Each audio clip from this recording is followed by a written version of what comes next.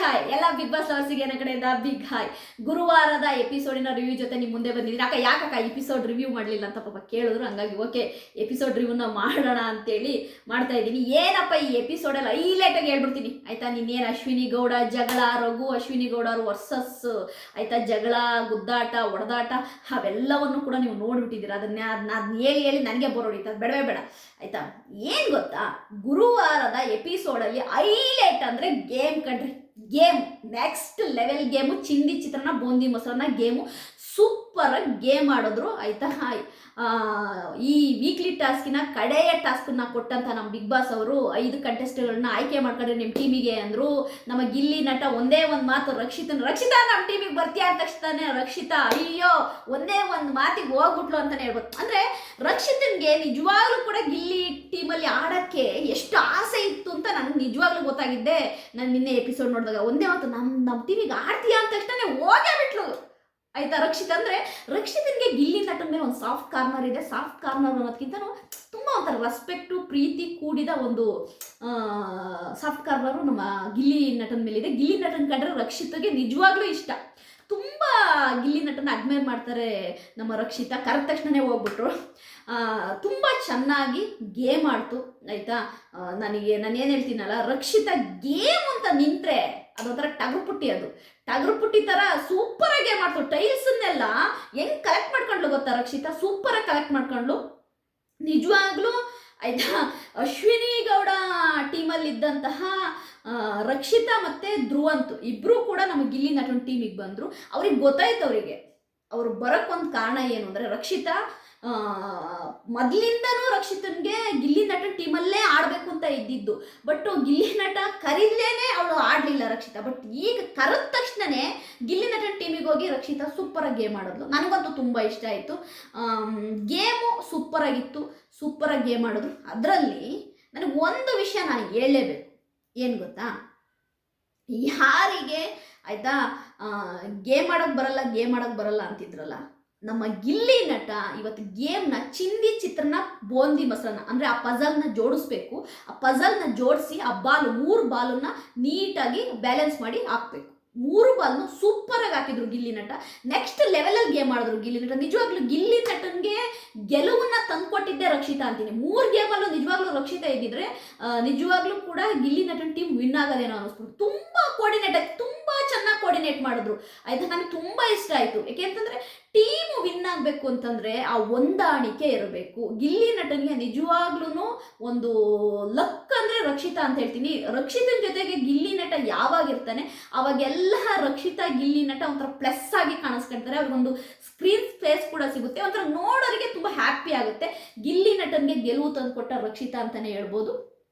ಮತ್ತು ನನಗೆ ಅಶ್ವಿನಿಯವರ ಟೀಮಲ್ಲೂ ಕೂಡ ಅಶ್ವಿನಿ ಫಜಲ್ ಜೋಡ್ಸಕ್ಕೆ ನಿಂತಿದ್ರು. ಬಟ್ ಯಾಕೆ ಅಶ್ವಿನಿ ಅವರು ಆಯಿತಾ ಅದನ್ನು 1% ಕೂಡ ಜೋಡಿಸ್ಲಿಲ್ಲ ಅವರು ಆಯಿತಾ. ಯಾಕೆಂದರೆ ಈಗ ಉಸ್ತುವಾರಿಯಾಗಿದ್ದಂತಹ ಸ್ಪಂದನ ಕೂಡ ಆಯಿತಾ ಈ ಕಡೆ ಗಿಲ್ಲಿ ನಟನಿಗೆ ಸಪೋರ್ಟ್ ಮಾಡ್ತಾಯಿದ್ರು, ಈ ಕಡೆ ಅಶ್ವಿನಿ ಗೌಡ ಅವರ ಉಸ್ತುವಾರಿಯಾಗಿದ್ದಂಥ ಕಾವ್ಯ ಕೂಡ ಸಪೋರ್ಟ್ ಮಾಡ್ತಾಯಿದ್ರು. ಯಾಕೋ ಅಶ್ವಿನಿ ಗೌಡ ಅವರು ಅದು ಜೋಡಿಸೋದ್ರ ಕಡೆಗೆ ಯಾಕೋ ಒಲವು ತೋರಿಸ್ಲಿಲ್ಲ ಅಂತ ನಂಗೆ ಅನಿಸಿದ್ದು ಹೇಳಿದ್ದೀನಿ ಆಯಿತಾ. ನಮ್ಮ ಗಿಲ್ಲಿ ನಟ ಈ ವಾರದ ವೀಕ್ಲಿ ಟಾಸ್ಕಲ್ಲಿ ವಿನ್ ಆದರು. ಖುಷಿ ಹ್ಯಾಪಿ ಆದ ಗಿಲ್ಲಿ ನಟ. ಅಪ್ಪ ಮರ್ಯಾದೆ ಉಳಿತು, ಒಂದು ಗೇಮ್ ಆದರೂ ನಾನು ವಿನ್ ಆದ್ನಲ್ಲಂತ ನನಗೆ ರಕ್ಷಿತನಿಗೆ ಹ್ಯಾಪಿ ಆಗಿದ್ದು ನನಗೆ ಖುಷಿ ಆಯ್ತು. ಅಂದರೆ ರಕ್ಷಿತನಿಗೆ ಗಿಲ್ಲಿ ವಿನ್ ಆಗಿದ್ದು ಭಾರಿ ಖುಷಿಯಾಗಿ ಹೋಗ್ಬಿಡ್ತು. ತುಂಬ ಚೆನ್ನಾಗಿ ಆಯಿತಾ ಹ್ಯಾಪಿಯಾಗಿ ಒಂಥರ ಓಕೆ ನಮ್ಮ ಗಿಲ್ಲಿ ಒಂದು ಗೇಮ್ನಾರ ಗೆದ್ನಲ್ಲ ಅಂತ ತುಂಬ ಖುಷಿ ಆದ್ಲು ರಕ್ಷಿತಾ. ಅದೇ ನಾನು ಹೇಳಿದ್ದು, ರಕ್ಷಿತಾ ಮತ್ತು ಗಿಲ್ಲಿ ನಟನ್ಗಿರುವಂತಹ ಆ ಒಂದು ಕಂಫರ್ಟ್ ಝೋನ್ ಇದೆ ಅಲ್ಲ, ಅವರಿಬ್ಬರ ಮಧ್ಯೆ ಇರೋ ಒಂದು ಬಾಂಡು ಅಂಡರ್ಸ್ಟ್ಯಾಂಡಿಂಗು ಅದು ನಿಜವಾಗ್ಲೂ ಸೂಪರ್ ಅದು ಆಯಿತಾ. ಓಕೆ, ಇದಾದಮೇಲೆ ಕ್ಯಾಪ್ಟನ್ಸಿನ ಯಾರಿಗೆ ಕೊಡ್ತಾನೆ ಗಿಲ್ಲಿ ಅನ್ನೋದು ನನಗೊಂದಿತ್ತು, ಯಾರಿಗೆ ಕೊಡ್ಬೋದು ಅಂತ. ಬಟ್ ಗಿಲ್ಲಿ ನಟ ರಾಶಿಗೂ ಕೊಟ್ಟ, ಅದು ನನಗೆ ತುಂಬ ಇಷ್ಟ ಆಯಿತು. ಅಂದರೆ ನನಗೊಂದು ಗಿಲ್ಟ್ ಇತ್ತು. ಅವತ್ತು ನೀನೊಂದು ಕಬಡ್ಡಿ ಗೇಮಲ್ಲಿ ನಾನು ನಿನಗೆ ಓಟ್ ಹಾಕಬೇಕಿತ್ತು ಕ್ಯಾಪ್ಟನ್ಸಿಗೆ, ಹಾಕಲಿಲ್ಲ. ಬಟ್ ಇವತ್ತು ನೀನು ನನ್ನ ಟೀಮಲ್ಲಿ ಅಂದರೆ 3 ಆಟ ಕೂಡ ಯಾರ ಟೀಮಿಗೆ ಹೋಗ್ದಂಗೆ ನನ್ನ ಟೀಮಲ್ಲೇ ಆಡಿದ್ವಿ, ಹಾಗಾಗಿ ನಾನು ನಿನಗೆ ಕೊಡ್ತಾ ಇದ್ದೀನಿ ಅಂತ ರಾಶಿಗೂ ಕೊಟ್ಟ ಗಿಲ್ಲಿ ನಟ. ನನಗೆ ಅದು ಸೂಪರ್ ಅನ್ನಿಸ್ತು. ಯಾಕೆಂದರೆ ರಾಶಿಕಾ 3 ಗೇಮಲ್ಲೂ ಇದ್ಲು, ಕೊಟ್ಟ. ನನಗೆ 2 ಇತ್ತು ಆಯ್ಕೆ, ಒಂದು ರಾಶಿಕಾ ಒಂದು ರಕ್ಷಿತಾ ಅಂತ. ರಕ್ಷಿತನಿಗೆ ಕೊಡಲಿಲ್ಲ, ರಾಶಿಗೂ ಕೊಟ್ಟ. It's okay. ಯಾಕೆ ಅಂತ ನನಗೊಂದು ಗಿಲ್ಟ್ ಫೀಲ್ ಇತ್ತು ಅಂತ ನಮ್ಮ ಗಿಲ್ಲಿ ನಟನೇ ಒಪ್ಕೊಂಡಿದ್ದಾನೆ. ನನಗೆ ಅಲ್ಲಿ ಏನು ನನಗೆ ಅನ್ನಿಸ್ಲಿಲ್ಲ. ಬಟ್ ಅದು ನನಗೆ ಏನು ಅನ್ನಿಸ್ತು ಅಂದರೆ ಗಿಲ್ಲಿ ನಟ ಗೇಮ್ ಮಾಡೋಕ್ಕೆ ನಿಂತ್ಕೊಂಡ್ರೆ ಸೀರಿಯಸ್ ಆಗಿ ಗೇಮ್ ಆಡ್ತಾನೆ. ಬಟ್ ಅವನಿಗೆ ಆ ಥರ ಒಂದು ಕೋಪ್ರೇಟ್ ಅದೇ ಹೇಳ್ತಿದ್ದೀನಿ, ಗಿಲ್ಲಿ ನಟ ಈ ಕಾವಿನ ಗುಂಗನ್ನು ಬಿಟ್ಟು, ಈ ಕಾವಿನ ಬಿಟ್ಟಾಕಿ, ಕಾವಿನ ಗುಂಗನ್ನು ಬಿಟ್ಟಾಕಿ, ಓಕೆ ಕಾವ್ಯ ಫ್ರೆಂಡು, ಗಿಲ್ಲಿ ನಟನ ಫ್ರೆಂಡು, ಅದೆಲ್ಲ okay, it's okay, no problem. But Gilli Nata ನಿನ್ನ ಮುಂದೆ ಗೇಮಿಗೆ ಗಮನ ಕೊಡಬೇಕು. ಗೇಮಿನ ಕಡೆ ಗಮನ ಕೊಟ್ಟರೆ ಗೇಮು ಸೂಪರ್ ಆಗಿರುತ್ತೆ ಅಂತ ನಾನು ಅನಿಸ್ತೀನಿ, ನನಗನ್ನಿಸುತ್ತೆ. ಬಟ್ ಗುರುವಾರದ ಎಪಿಸೋಡಲ್ಲಿ ಹೈಲೈಟೇ ಏನು ಗೊತ್ತಾ, ಗೇಮು ನೆಕ್ಸ್ಟ್ ಲೆವೆಲ್ಲು. ಚಿಂದಿ ಚಿತ್ರಾನ್ನ ಬೋಂದಿ ಮಸಾಲ ಸೂಪರ್ ಗೇಮು. ಅದಲ್ಲದೆ ನನಗೆ ಇನ್ನೂ ಒಂದು ವಿಷಯನ ಹೇಳಬೇಕು ಅನ್ನಿಸ್ತಾ ಇದೆ. ಅಶ್ವಿನಿ ಗೌಡ ಅವರಿಗೆ, ಅವರು ತುಂಬ ಈ ಹೋರಾಟ ಎಲ್ಲ ಮಾಡ್ತಾರಲ್ವ, ಅವರಿಗೆ ಲೆಫ್ಟ್ ರೈಟು ಇರಬೇಕು. ಅವರಿಗೆ ಲೆಫ್ಟ್ ರೈಟು ಇಲ್ಲ ಅಂದ್ಬಿಟ್ರೆ ಅಶ್ವಿನಿ ಗೌಡಗೆ ಕೈಕಾಲಾಡಲ್ಲ, ಒಂಥರ ನಡುಗಕ್ಕೆ ಸ್ಟಾರ್ಟ್ ಆಗ್ಬೋದು. ಅಂದರೆ ಅಶ್ವಿನಿ ಗೌಡಗೆ ಹೆಂಗೆ ಗೊತ್ತಾ, ಲೆಫ್ಟು ರೈಟು ಯಾರಾದ್ರೂ ಇರಬೇಕು. ಈಗ ಲೆಫ್ಟಲ್ಲಿ ಅಭಿಷೇಕು, ರೈಟಲ್ಲಿ ಧನುಷ್ ಗೌಡ ಇರಬೇಕು. ಅಂದರೆ ಈ ದತ್ತು ಪುತ್ರರು ಪಕ್ಕದಲ್ಲಿ ಬಾಡಿಗಾರ್ಡಂಗಿದ್ರೆ ಹಿಂಗೆ ಬರ್ತಾರೆ ಅಶ್ವಿನಿ ಗೌಡ, ಹಿಂಗೆ ಯಾರು ಇಲ್ಲ ಅಂದ್ಬಿಟ್ರೆ ಒಳಗೆ ಸ್ಟಾರ್ಟ್ ಮಾಡ್ತಾರೆ, ಸೈಲೆಂಟ್ ಆಗಿಬಿಡ್ತಾರೆ. ಯಾಕೆಂತಂದರೆ ಅವರು ಮೋಸ್ಟ್ಲಿ ಆ ಥರ ಬಾಡಿ ಗಾರ್ಡ್ಸನ್ನು ಇಟ್ಕೊಂಡೇ ಅವರು ಬದುಕಿರೋದಂತ ಕಾಣುತ್ತೆ ಅಶ್ವಿನಿ ಗೌಡ ಅವರು. ಅಂದರೆ ಅಶ್ವಿನಿ ಗೌಡ ಅವರಿಗೆ ಈಗೋಗೆ ಹರ್ಟ್ ಆದಾಗ ಅಶ್ವಿನಿ ಗೌಡ ಏನು ಮಾತಾಡ್ತಿದ್ದಾರೆ ಅಂತಲೇ ಗೊತ್ತಾಗಲ್ಲ. ನನಗೆ ನಿನ್ನೆ ಎಪಿಸೋಡಲ್ಲಿ ನಾನು ನೋಡ್ಬಿಟ್ಟು ಹಂಗೆ ಅಂದ್ಕೊಂಡೆ, ಅಮ್ಮ ಅಶ್ವಿನಿ ಗೌಡ ಬಿಗ್ ಬಾಸ್ ಮನೇಲಿ ಹೀಗೆ ಅಂದರೆ ಬಿಗ್ ಬಾಸ್ ಮನೇಲಿ ಹೊರಗಡೆ ಹೇಗೆ ಅಶ್ವಿನಿ ಗೌಡ ಅನ್ನಿಸ್ಬಿಡ್ತು.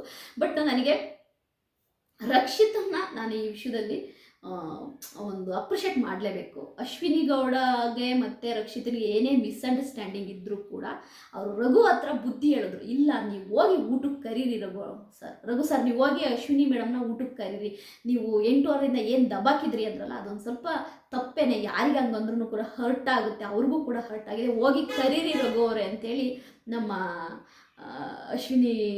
ನಮ್ಮ ರಕ್ಷಿತಾ ಅಶ್ವಿನಿ ಗೌಡ ಅವ್ರನ್ನ ಹೋಗಿ ಊಟಕ್ಕೆ ಕರೀರಿ ಅಂತೇಳಿ ನಮ್ಮ ರಘು ಅವರಿಗೆ ರಿಕ್ವೆಸ್ಟ್ ಮಾಡಿ ಕೇಳಿದ್ರು. ನಂಗೆ ಅದು ತುಂಬ ಇಷ್ಟ ಆಯಿತು. ಅದಲ್ಲದೆ ನಮ್ಮ ಗಿಲ್ಲಿ ನಟ ಒಂದು ಸ್ಯಾಟರ್ಡೆ ಎಪಿಸೋಡಿಗೆ ಒಂದು ಡೆಮೋ ತೋರಿಸಿದ, ಅಯ್ಯಯ್ಯೋ ನೆಕ್ಸ್ಟ್ ಲೆವೆಲ್ಲು. ಸ್ಯಾಟರ್ಡೆ ಎಪಿಸೋಡಲ್ಲಿ ಸುದೀಪ್ ಸರ್ ಅವ್ರು ಬಂದು ಬಾಗಲ್ ತೆಗೀರಿ ಅಂತಾರಂತೆ ಫೆಂಟೋರು. ಆಮೇಲೆ ನಮ್ಮ ಅಶ್ವಿನಿ ಗೌಡ ಹೆಂಗೆ ರೀಸನ್ ಕೊಡ್ತಾರೆ ಅಂತ ಸುದೀಪ್ ಸರ್ ಹತ್ರ.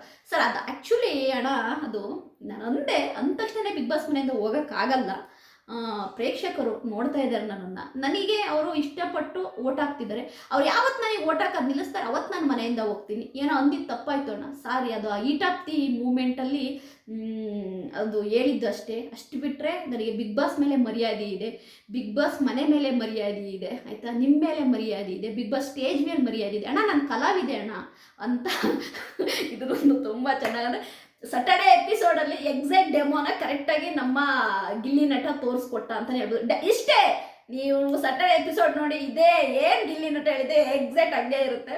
ಒಟ್ಟಾರೆ ಗುರುವಾರದ ಎಪಿಸೋಡಿನ ಗೇಮು ಸೂಪರ್ ಆಗಿತ್ತು, ನನಗಂತೂ ಇಷ್ಟ ಆಯಿತು. ಒಂದನ್ನು ನಾನು ನಿಮಗೆ ಹೇಳೋಕ್ಕೆ ಇಷ್ಟಪಡ್ತೀನಿ, ಬಿಗ್ ಬಾಸ್ ಕನ್ನಡ ಸೀಸನ್ 12 ಏನಿದೆ, ತುಂಬ ಜನ ಸೇಫ್ ಗೇಮ್ ಆಡೋದ್ರಿಂದ ಅಶ್ವಿನಿ ಗೌಡ ಇಷ್ಟು ಹೈಲೈಟ್ ಆಗ್ತಾ ಇದ್ದಾರೆ.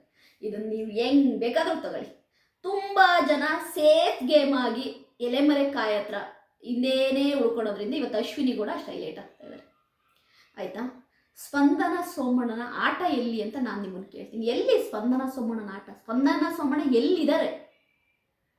ರಾತ್ರಿ ಹೊತ್ತು ಕುತ್ಕೊಂಡು ಮಾತಾಡ್ತಾ ಇರ್ತಾರೆ, ಅಲ್ಲೋ ಇಲ್ಲೋ ಕಾಣಿಸ್ಕೊಂತಾರೆ, ಏನೂ ಇಲ್ಲ. ಅಟ್ಲೀಸ್ಟ್ ಆ ಚಿಕ್ಕ ಹುಡುಗಿ ರಕ್ಷಿತಾ ಅಷ್ಟು ಜನಕ್ಕೆ ಅಡುಗೆ ಮಾಡುತ್ತೆ ಗುರು. ಯಾವಾಗ ನೋಡಿದ್ರು ಅಡುಗೆ ಮನೇಲಿ ತೊಳಿತಾ ಇರುತ್ತೆ, ಹೆಚ್ಚುತ್ತಾ ಇರುತ್ತೆ, ಇಲ್ಲ ಕುಕ್ ಮಾಡ್ತಾ ಇರುತ್ತೆ, ಏನಾದರೂ ಒಂದು ಮಾಡ್ತಾ ಇರುತ್ತೆ. ನಾನಂತೂ ಈ ಸ್ಪಂದನ ಸೋಮಣ್ಣ ಎಲ್ಲ ಅಡುಗೆ ಮನೆ ಕಡೆಗೆ ಹೋಗಿದ್ದೇ ನೋಡಿಲ್ಲ ನಾನು, ಆಯಿತಾ. ನಾನು ಸ್ಪಂದನ ಸೋಮಣ್ಣನಿಗೆ ನಾನು ಆಯಿತಾ ಏನಾದರೂ ನೆಗೆಟಿವ್ ಹೇಳ್ಬೇಕಂತ ನಾನು ಹೇಳ್ತಾ ಇಲ್ಲ, ನಾನು ರಿಯಾಲಿಟಿ ನಾನು ನೋಡಿದ್ದನ್ನು ಹೇಳ್ತಾ ಇದ್ದೀನಿ. ಗೊತ್ತಿಲ್ಲ ನನಗೆ ಹೆಂಗೆ ಇವರೆಲ್ಲ ಗೇಮ್ ಆಡ್ತಿದ್ದಾರಂತೆ. ನೋಡೋಣ ಗುರುವಾರದ ಎಪಿಸೋಡಿನ ರಿವ್ಯೂ ಇದು. ನನ್ನ ರಿವ್ಯೂ ನಿಮಗೆ ಇಷ್ಟ ಆದರೆ ಲೈಕ್ ಮಾಡಿ, ಸಬ್ಸ್ಕ್ರೈಬ್ ಮಾಡಿ. ಬಾಯ್.